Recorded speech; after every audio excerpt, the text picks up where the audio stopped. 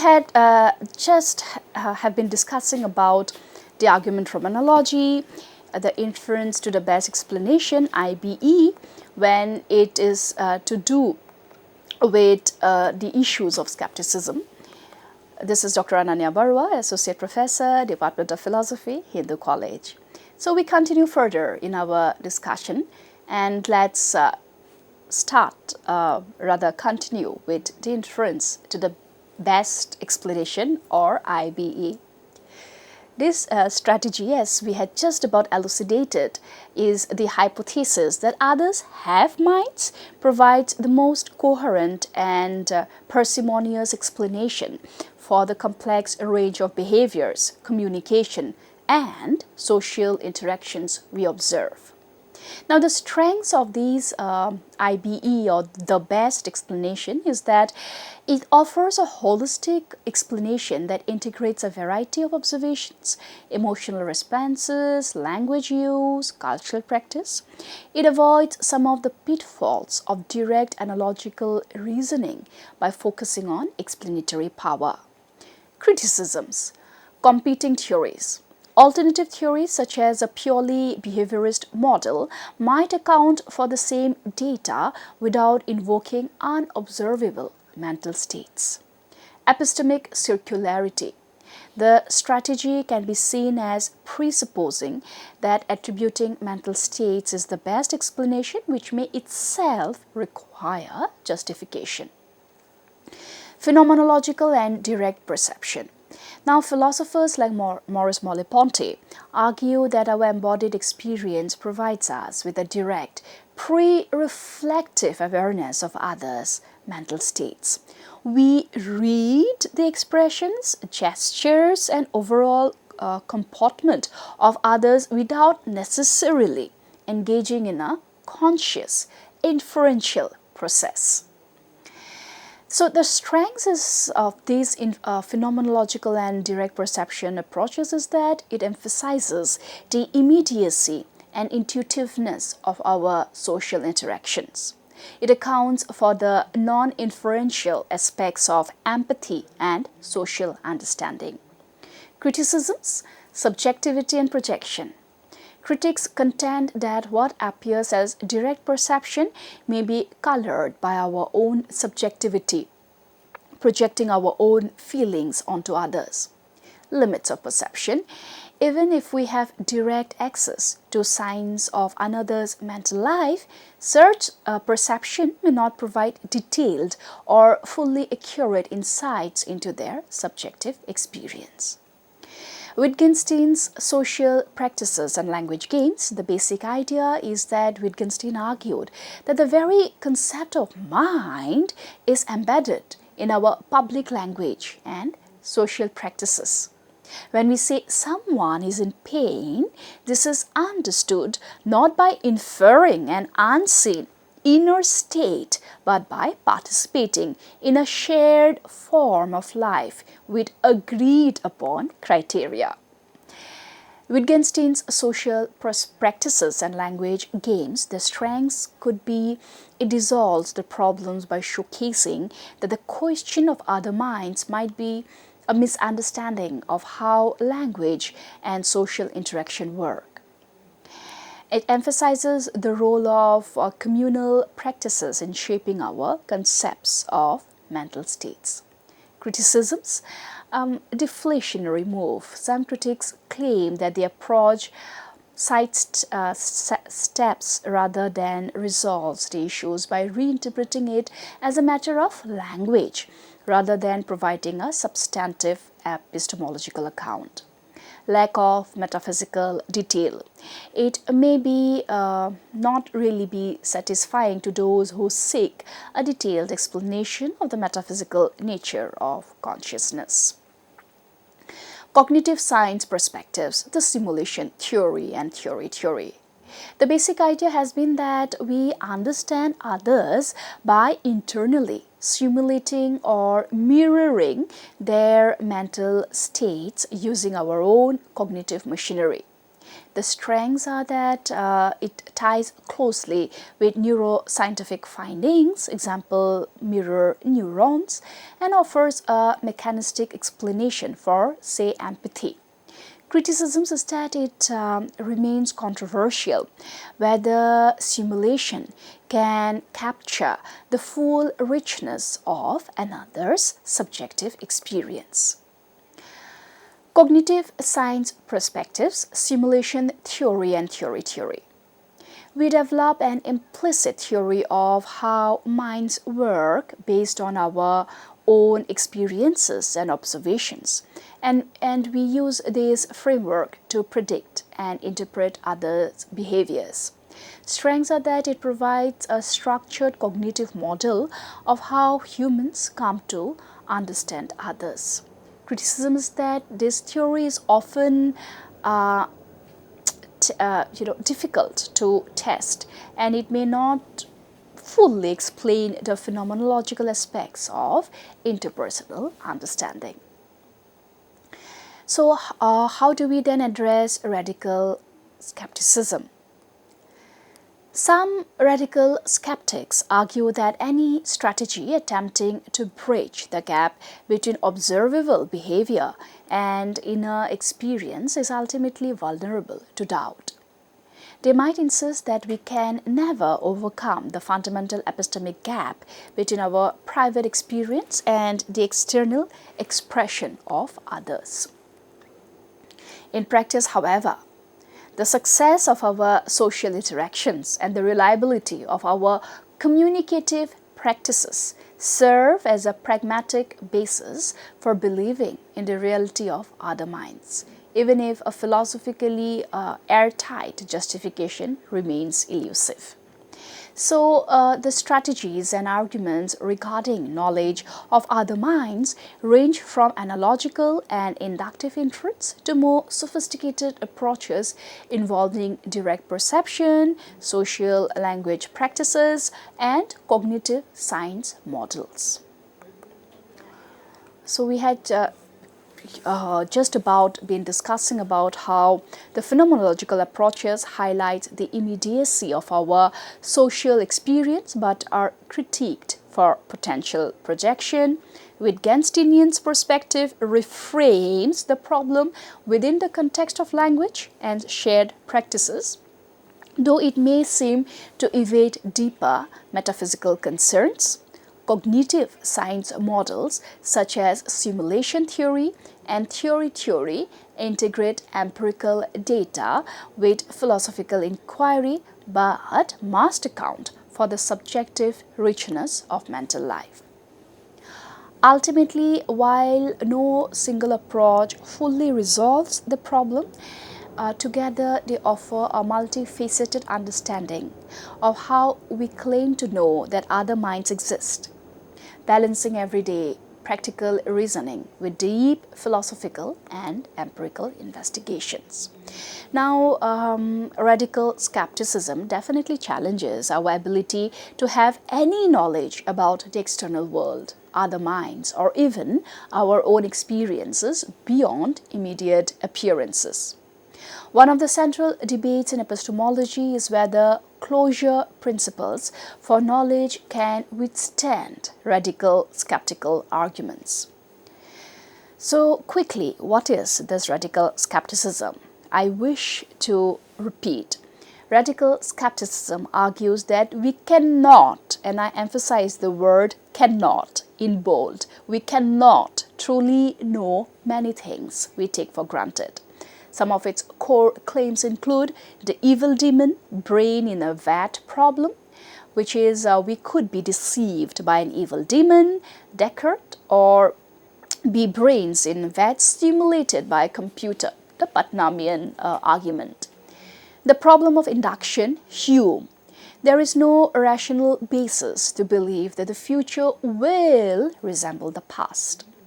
The problem of other minds. We have no direct access to others' consciousness, only their behaviors. So the key claim is that if we cannot rule out skeptical hypothesis, example that we are in a simulation, then we do not truly know the external world. The empirical closure principle states that, say, if I know that P and I know that P entails Q, then I must also know that Q. The epistemic closure principle, the non-skeptical use, which is I know that I have hands. If I have hands, then I'm not a brain in a vat. Therefore, I know that I am not a brain in a vat. This seems like a valid inference. However, radical skeptics argue that we do not actually know we have hands in the first place, because we could be deceived by an evil demon. If that's true, the whole chain collapses. So how radical skepticism uses closure argument knowledge? A typical skeptical argument using closure goes like this, which is if I know I have hands, then I must also know that I'm not brain in a vat, BIV or brain in a vat. That's premise 1, closure. Premise 2, the skeptical hypothesis possibility, but I cannot know that I am not a BIV, brain in a vat, because I have no way to distinguish my experience from that of a BIV, brain in a vat. Thus, the conclusion, therefore, I do not, bold, know that I have hands. This argument suggests that if closure holds, skepticism wins because we are forced to give up knowledge of ordinary things like our hands, unless we can prove skeptical scenarios false, which we cannot. So, responses to skeptical argument rejecting closure, and we have also talked about the BIV argument, and now we can correlate the key idea, which is that since knowledge requires tracking truth and closure does not always lack truth, closure fails as a general principle. Many find rejecting closure counterintuitive because it suggests that I could know P but fail to know an obvious consequence of P. Now, when we go further, there are yet various views, but I would now like to highlight the one which is shared on the PPT. The first has been the view about the closure-based skepticism, where the strategy is that which uses epistemic closure to claim we know knowledge, or we know nothing rather. The problem for skepticism is that it forces us to accept skepticism. The weakness is counterintuitive. It leads to radical doubt. The second view is Nozick's tracking theory. The strategy is that it denies closure. The problem for skepticism is that it allows for knowledge without needing certainty. Weakness: many find rejecting closure unacceptable. Third is the Moorean response. The strategy is here is a hand. Problem for skepticism: puts common sense above skepticism. Weakness: begs the question against the skeptic. View: contextualism. The strategy: knowledge depends on context. Problem for skepticism: explains why skepticism is compelling but not destructive. Weakness: does not refute skepticism, only manages it. Further, pragmatism and Wittgensteinian, the strategy: skeptic is practically it's meaningless. Problem for skepticism: doubt must be meaningful to be valid. Weakness: does not eliminate logical possibility and skepticism. Now, the final thoughts then: can closure survive radical skepticism? If a closure holds, then skepticism seems unavoidable, because we must know we are not in a skeptical scenarios to claim ordinary knowledge. If closure fails, we can retain knowledge, but this comes with the cost of giving up widely accepted epistemic principles. Philosophers remain divided. Some favor Moorean common sense, Others accept contextualism, while some, like Nozick, reject closure entirely to avoid skepticism. Ultimately, radical skepticism remains one of the deepest challenges in epistemology, and its debate with the closure principle continues to shape contemporary philosophy. So, we have just about been discussing the various views, and we have seen how different each one of them are. If the Moorean response has been, and when we are talking about Moore, let us just understand it is G.E. Moore who had famously responded to skepticism by reversing the argument. Instead of providing "I am not a brain in a vat," he simply insists, which is, quote, "Here is one hand and here is another. Therefore, I am not a brain in a vat," unquote. And that was Moore's words. The key move here, we see that Moore, G.E. Moore, denies that skeptical scenarios are more certain than ordinary knowledge. Instead of providing "we are not in a simulation," we should take our ordinary experiences as starting points. Criticism has been that many argue that Moore begs the question by assuming the very thing that skeptic is challenging. Also, in the context of contextualism, largely Lewis and Cohen, we see that contextualists argue that knowledge is context sensitive. In everyday context, saying "I know I have hands" is true because we ignore extreme doubts. But in skeptical contexts, example, when discussing brains in vats, we raise the epistemic standard, making knowledge harder to claim. So the key idea is that skepticism does not refute ordinary knowledge, it just shifts the standards. Criticism is thus, this approach does not fully refute skepticism, only explains why skepticism feels compelling in certain settings. Also, if we go further ahead and pick up pragmatism, largely of Wittgenstein and Putnam, we see that Ludwig Wittgenstein's uncertainty, doubt requires a meaningful alternative. It does not make sense to doubt everything at once.